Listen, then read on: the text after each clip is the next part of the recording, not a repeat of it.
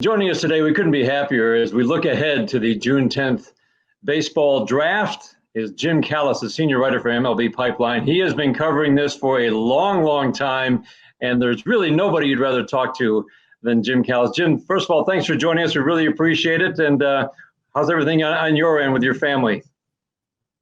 Yeah, everything's good. I appreciate you guys having me. It's just as we were talking a little bit before we came on camera here, we both have, it seems like a lot of college and grad students in both households and a lot of dogs in both households. And it sounds like we're both doing as safe and well as we can. So good news on both our fronts, I guess.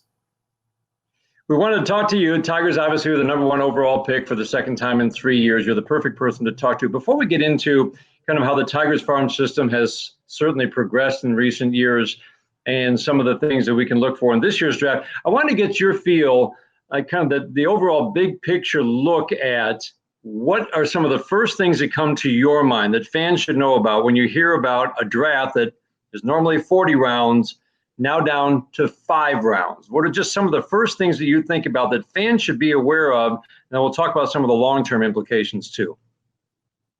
Yeah, I do think the 5 rounds will be similar to what the first 5 rounds would look like in a normal draft. I still think there are going to be a number of top high school players who sign, and teams will find money in their bonus pools to sign them. I think the biggest difference this year is that guys just didn't have much time to step forward if they weren't already known. Is the personal side maybe the side that got hurt the most? I mean, are these kind of the valuable months for just getting to know that guy that you might want to draft a little bit better? Or do you think they already had a good feel based on what you just talked about with all the work they've done in previous years, previous months? You know, I actually think you almost have a better feel for players this year. It's more that NFL style, what you kind of hear about at the combine where they get the individual meetings, they bring the guy in the room. And I mean, we don't have quarterbacks drawing plays up on the whiteboard, but I do think the teams are getting more one-on-one FaceTime, even though it's not in person, it's over Zoom. But I think teams are doing a lot more than that. So I actually feel like this year they might have better feel for the player's personality than they would in a typical year. How about looking ahead a little bit, Jim, about the years to come, the high school kids who might now go to college because they didn't get drafted, the college junior who might stay an extra year because he didn't go where he wanted to go in the draft. How do you think this affects future years of the draft? And also I'm thinking about that influx of good young talent into pro baseball. So if you're one of those players, and most of them are college juniors, your choice is I can sign for $20,000 or I can go back to college and try my chances next year. The problem is I do think some of those guys will sign for $20,000 because if you went to college and your career goal is to play pro ball, in a lot of cases you probably should sign for 20. You know, if you were there to maybe pursue a pro career but also get a degree, that's different. But the problem is if everybody goes back, let's say all the college juniors this year, it won't be all of them, let's say a high percentage of them go back, all of a sudden a bunch of guys who are going to go round 6 to 20 this year are going to be in next year's draft with the guys who would have gone round 6 to 20 that year. Well, the math tells you only half those guys can go in round 6 to 20. So how much does that hurt the Tigers not having those, let's say, first round picks or first picks in each round from rounds, 6 to 10 or wherever you think it's really advantageous to have that? Yeah. It hurts them some. I mean, I think it kind of hurts everybody somewhat equally. But where it hurts them is if you had a 10-round draft, your bonus pool is $1 million bigger, roughly. Theirs will be a little bit bigger. They have the second highest bonus pool. The Orioles have a slightly higher bonus pool because of where the compensation picks fall.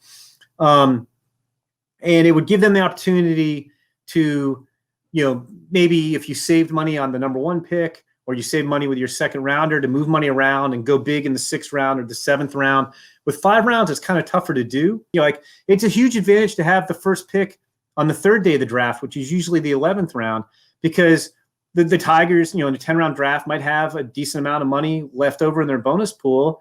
And then they can make a bunch of phone calls after day 2 ends to find out, okay, who might sign? Is there a guy who might take $750,000 in the 11th round? So it hurts them some, but I'm sure if you ask the Tigers, they tell you, and I think all the teams would tell you, they'd rather make more picks and get more players. I mean, I'm not saying the draft's like lottery tickets, but like the more lottery tickets you buy, the better chance you have of winning. And teams would like to, buy more lottery tickets and have more draft picks if they could. Before we talk about who you think might be at that 1-1 spot or who the Tigers might select there, it does suggest that in those next 4 rounds, there's some talent to be had. Give Tigers fans a feel for the kind of talent the Tigers might pick up in rounds 2, 3, 4, and 5.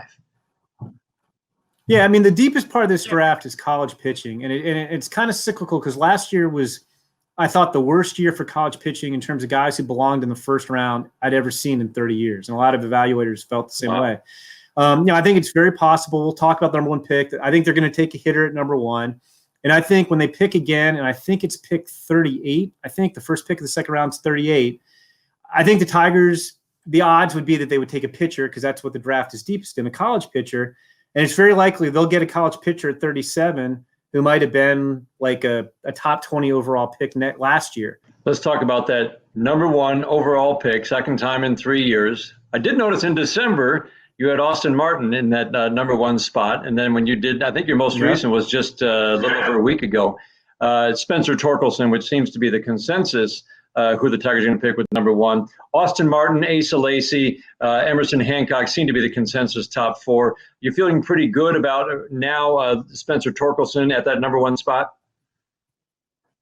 Yeah, I mean, I wouldn't say it's locked in. I mean, this is just a strange year in so many ways.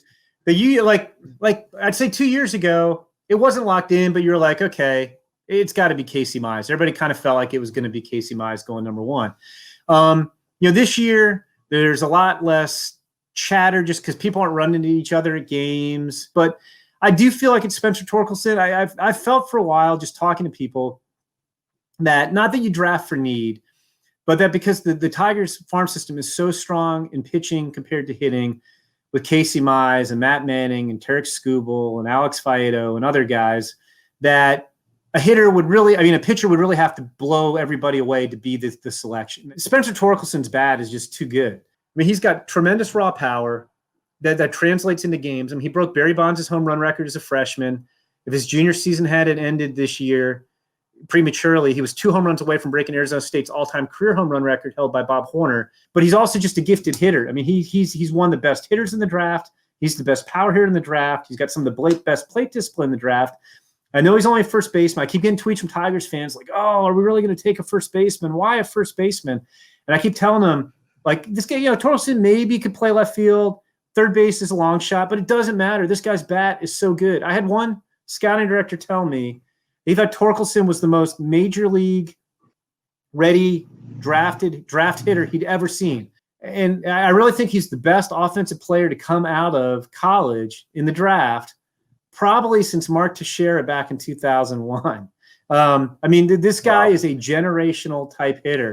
Before we let you go, Jim, just if you could just kind of give Tigers fans a feel for, as we said, you've been watching this a long time, evaluating a long time, how far the Tiger farm system has come. Yeah, no, I mean, when I was at Baseball America, we'd rank the farm systems every year, and the Tigers, for whatever reason, were perennially at the bottom. And I know it's not, I don't have the actual ranking on top of my head, but at MLB Pipeline now, we've got them in our top 10 farm systems. And I want to say, going back to when I was at Baseball America, even before I was there, I think they started ranking farm systems in 1984. The Tigers farm system ranked in the top 10 literally just once before this year. Wow. Yeah, I'm kind of combining our list now with their list. But like they're friendly, not a good farm system. They were either middle of the pack or down toward the bottom. And yeah, I mean they've really built up the system. I mean, look, they've made some trades. The Verlander trade, you hate to see Justin Verlander go, but they brought in some interesting prospects. I still think Franklin Perez has a chance to be really good if he can stay healthy. They made some great draft picks, not just Casey Mize with the number 1 overall pick, but Matt Manning looks like he's going to be a star. And high school right-handers are risky, and there are people who tell you never take a high school right-hander in the first round. And Matt Manning looks like he's going to be pretty good to me. Tarek Skubal was a 9th-round pick. That looks like he's going to be really good. And I just think they've done a nice job of building up the system. I'm interested to see how guys like, say, Parker Meadows develops. I think Riley Green. It seems like it was a year ago, doesn't it? But like he was tearing up spring training. That seems like that was 12 months ago, and it was really only 2 months ago. But I think Riley Green has a chance to be a special hitter. And like I said, the farm system I think is in the best shape it's been in decades. And I know obviously Tigers had a bad year last year, which is why they're picking number one. But you can kind of look at a future where like maybe you have the lineup is built around, Riley Green and Spencer Torkelson batting in the middle of the lineup. And you've got Mize and Skubal and Manning and Faedo and others in the rotation. I think they have a chance to be a pretty good team in a couple of years. Jim Callis, senior writer for MLB Pipeline and really draft guru. And Jim, thank you so much for your time, your insight. I just love hearing about not only what's happening this year, but how you look at it down the road. Really interesting, and we really appreciate your time. Great talking with you. I enjoyed talking with you too. Thanks for having me.